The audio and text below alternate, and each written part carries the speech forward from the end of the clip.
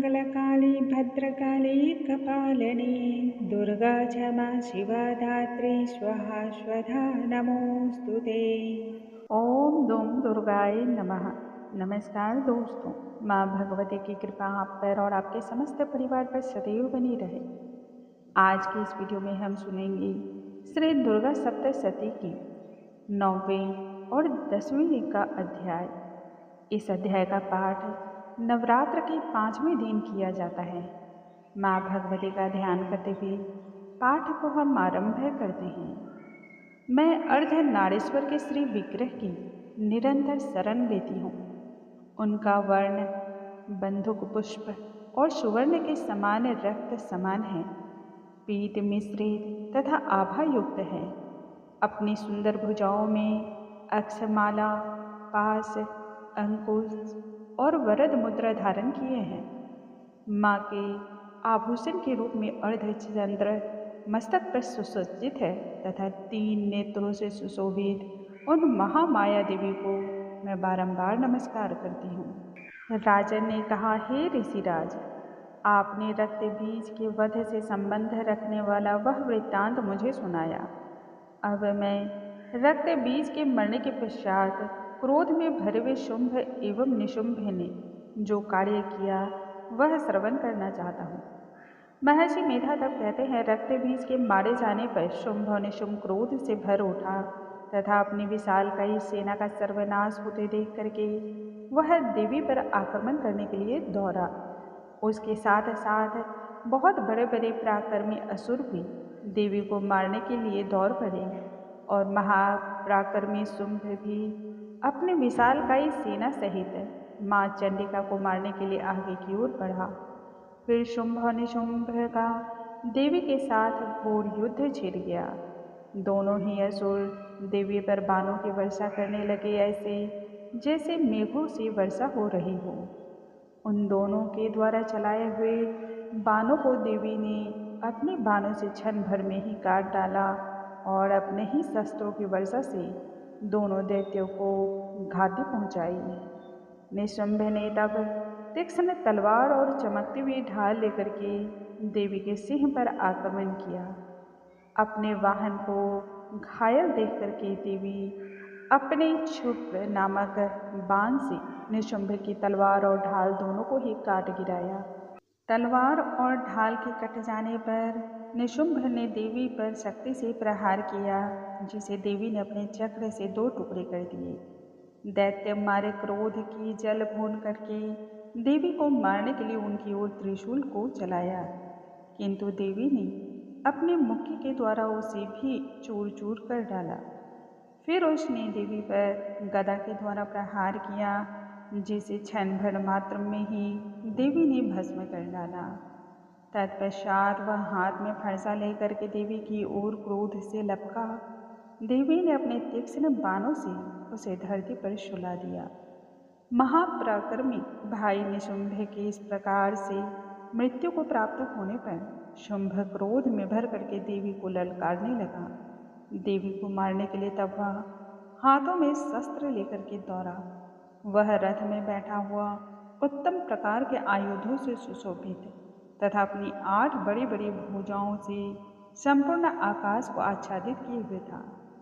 शुंभ को अपनी ओर आता हुआ देख करके तब देवी ने शंखनाद किया। धनुष की टंकार का भी अत्यंत ही दुस्सह शब्द देवी ने उत्पन्न किया। साथ ही अपने घंटे के शब्द से, जो कि संपूर्ण दैत्य सेना के तेज को नष्ट करने वाला था, संपूर्ण दिशाओं में व्याप्त कर दिया।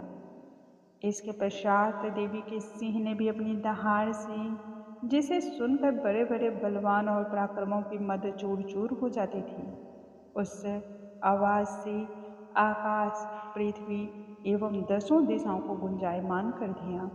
फिर आकाश में उछल करके काली ने अपने दांतों तथा हाथों को पृथ्वी पर इस प्रकार से पटका कि उससे एक भारी शब्द उत्पन्न हुआ, जिससे उससे पहले के जितने भी शब्द थे वह शांत पड़ गए।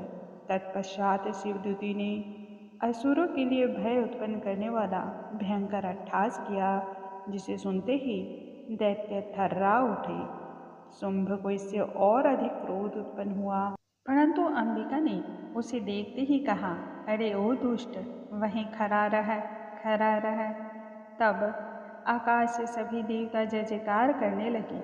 शुंभ ने वहां आकर की ज्वालाओं से युक्त एक ऐसी बहुत बड़ी शक्ति का आघात किया जिसे देवी ने अपनी महोलका नामक शक्ति के द्वारा काट डाला। हे राजन, फिर शुंभ के सिंहनाद से तीनों लोक व्याप्त हो गए और उसकी प्रतिध्वनि से ऐसा घोर शब्द उत्पन्न हुआ जिससे पहले के सभी शब्द शांत पड़ गए। शुंभ के द्वारा छोड़े गए बाणों को देवी ने और देवी के छोड़े हुए बाणों को शुंभ ने अपने बाणों से काट डाला। सैकड़ों हजारों टुकड़ों में इसी प्रकार से सभी अस्त्र शस्त्र कटते चले गए और भस्म होते चले गए। तत्पश्चात चंडिका ने क्रोध में भरकर की शुंभ को त्रिशूल के द्वारा आघात किया जिससे वह मूर्छित होकर के धरा पर गिर पड़ा। जब उसकी मूर्छा टूटी तब वह धनुष लेकर और देवी के सामने आ खड़ा हुआ तथा बाणों के द्वारा देवी को तथा सिंह को घायल कर दिया। उस राक्षस ने 10,000 भुजाएं धारण कर रखी थी और उन सभी में चक्र आदि विभिन्न प्रकार के अस्त्र शस्त्र सुसज्जित थे जिससे उसने देवी को आच्छादित कर दिया। तब भगवती दुर्गा ने कुपित होकर के अपने बाणों से उन चक्रों और बाणों को काट गिराया। यह देख करके निशुंभ हाथ में गदा लेकर चंडिका को मारने के लिए उनकी ओर लपका। देवी ने जब उसे आते हुए देखा तब अपने तीक्ष्ण धार वाले खड्ग के इस्तेमाल से उसके गदा को काट डाला। इस पर उसने दूसरे हाथ में त्रिशूल लिया। देवताओं को दुखी करने वाले निशुंभ त्रिशूल हाथ में लिए हुए आता देख करके तब चंडिका ने अपने शूल के द्वारा उसकी छाती पे प्रहार किया। इस प्रहार से छाती चीर डाली और शूल विदीर्ण हो जाने पर उसकी छाती में उस जैसा ही एक महापराक्रमी दैत्य जो ठहर जा कहता हुआ निकला। उसको देख करके काली बड़े जोर से ठहाका लगाने लगी। अभी वह शरीर से निकल भी ना पाया था कि उसका सिर अपनी तलवार से काट डाला। सिर कट जाने के कारण वह पृथ्वी पर गिर पड़ा। तदंतर सिंह दहाड़ते हुए असुरों का भक्षण करने लगा। ये सभी देवियां उस रणभूमि में राक्षसों के रक्त का पान करने लगी। कौमारी की शक्ति से ना जाने कितने महादैत्यों का नाश हो गया और ब्रह्मा जी के कमंडल के जल से ना जाने कितने ही असुर सदा सदा के लिए समाप्त हो गए। कई दैत्य माहेश्वरी के त्रिशूल से विदीर्ण होकर के पृथ्वी पर गिर पड़े और वाराही के प्रहारों से छिन्न भिन्न होकर के धाराशायी हो गए। वैष्णवी ने भी अपने चक्र के द्वारा बड़े बड़े पराक्रमियों का कुचुम्बर निकाल करके उन्हें यमलोक भेज दिया और ऐन्द्री ने कितने ही महाबली राक्षसों के दो दो टुकड़े कर दिए। कई दैत्य तो इसी प्रकार से मारे गए, बचे खुचे भाग गए और कितने ही काली शिवदूती और सिंह के द्वारा भक्षण कर लिए गए। 9वां अध्याय संपूर्णम्। 10वां अध्याय। महर्षि मीठा आगे कहते हैं, हे राजन, प्यारे भाई को मरा हुआ देख करके और सेना का विनाश हुआ देख करके क्रोध में भर करके दैत्यराज शुंभ तब कहने लगा देवी से, अरे ओ दुष्ट दुर्गे, तू अहंकार के गर्व में चूर मत हो, क्योंकि तू अभी दूसरों के बल पर लड़ रही है। तब देवी ने कहा, अरे ओ दुष्ट, देख मैं तो अकेली ही हूँ। इस संसार में मेरे सिवा दूसरी कौन है? ये सभी शक्तियाँ मेरी ही हैं और मुझ में ही प्रविष्ट हो जाएंगी। इसके पश्चात ब्रह्मानी आदि सभी देवियाँ उसी देवी के शरीर में तब विलीन हो गई और तब देवी अकेली खड़ी रह गई। तब देवी ने कहा, मैं अपनी ऐश्वर्य शक्ति से अनेक रूपों में यहाँ उपस्थित हुई थी। उन सभी रूपों को मैंने स्वयं में समेट लिया है और अब यहाँ पर रणभूमि में अकेली खड़ी हूँ। तुम भी यहीं ठहरो। महर्षि मेधा कहने लगे, जब देवताओं तथा राक्षसों की देखते ही देखते देवी तथा शुंभ में भयंकर युद्ध छिड़ गया। अंबिका देवी ने सैकड़ों अस्त्र और शस्त्र के द्वारा दैत्य पर प्रहार किया और दैत्यराज ने भी भयंकर अस्त्रों का प्रहार प्रारंभ कर दिया।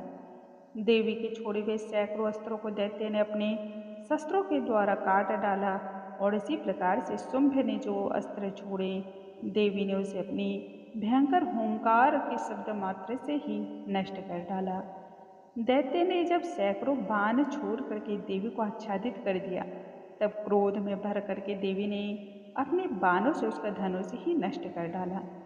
धनुष के नष्ट होने पर दैत्यराज ने शक्ति का प्रहार किया, लेकिन देवी ने उसे भी काट गिराया।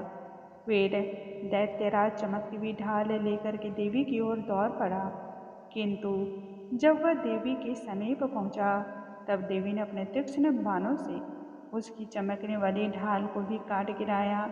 फिर दैत्येंद्र का घोड़ा को भी मार डाला, रथ तोड़ दिया और सारथी उस युद्ध में मारा गया। तब भयंकर मुकदर लेकर के देवी पर आक्रमण करने के लिए वह दैत्य दौड़ा, परंतु देवी ने तीक्ष्ण बाणों के द्वारा उसके मुदगर को भी काट गिराया। इस पर दैत्य क्रोध में भर करके देवी की छाती में बड़े प्रहार से एक मुक्का मारा। दैत्य ने जब देवी को मुक्का मारा, तब प्रत्युत्तर में देवी ने भी जोरदार दैत्य की छाती में एक थप्पड़ मारा, जिससे पहले तो वह लड़खड़ाया और फिर पृथ्वी पर गिर पड़ा, किंतु तुरंत ही संभल कर उठ खड़ा हुआ। फिर वह देवी को पकड़कर आकाश की ओर उड़ चला और वहां जाकर आकाश में दोनों में युद्ध छिड़ गया। वह युद्ध ऋषियों एवं देवताओं को भी आश्चर्य में डाले दे रहा था। देवी आकाश में दैत्य के साथ बहुत समय तक युद्ध करती रही। फिर देवी ने उसे पूरी तरह से घुमाकर आकाश में पृथ्वी पर पटक डाला। दुष्टात्मा दैत्य पुनः उठ करके देवी को मारने के लिए तब दौड़ा। उसे अपनी ओर आता हुआ देख करके देवी ने उसकी छाती पर इतने जोर से प्रहार किया कि उसकी छाती ही विदीर्ण हो गई और उसको पृथ्वी पर पटक दिया। देवी के त्रिशूल से घायल होने पर दैत्य के प्राण पखेरु उड़ गए और उसके मरते ही समुद्र, द्वीप, पर्वत, पृथ्वी सभी जो कांप रहे थे वह शांत पड़ने लगे। तदंतर उस दुष्टात्मा के मृत्यु के से संपूर्ण जगत प्रसन्न और स्वस्थ हो गया। आकाश निर्मल हो गए और शांत पड़ गए। पहले जो उत्पात सूचक मेघ और उल्कापात होते थे, वह सब भी शांत हो गए। उसके मारे जाने पर नदियाँ पुनः अपने प्रवाह से प्रवाहित होने लगी। संपूर्ण देवताओं का हृदय हर्ष और आनंद से भर उठा। गंधर्व सुंदर गान गाने लगे, नृत्यकाएं नाचने लगी, अप्सराएं उस उत्सव को और अधिक मनोरंजन बनाने के लिए तरह तरह के वह स्वांग रचने लगी। पवित्र वायु का प्रवाह हो गया।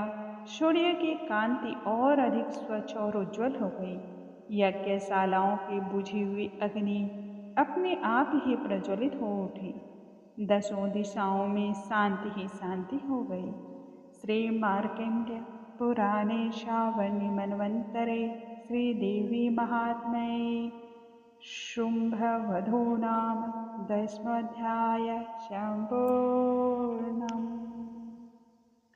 दोस्तों, आज की इस वीडियो में हमने सुना श्री दुर्गा सप्तशती का 9वां और 10वां अध्याय, जो कि नवरात्र के 5वें दिन श्रवण किया जाता है। कल आगे की कथा के साथ हम फिर से मिलेंगे। माँ भगवती की कृपा आप पर और आपके समस्त परिवार पर सदैव बनी रहे। ओम दुम दुर्गा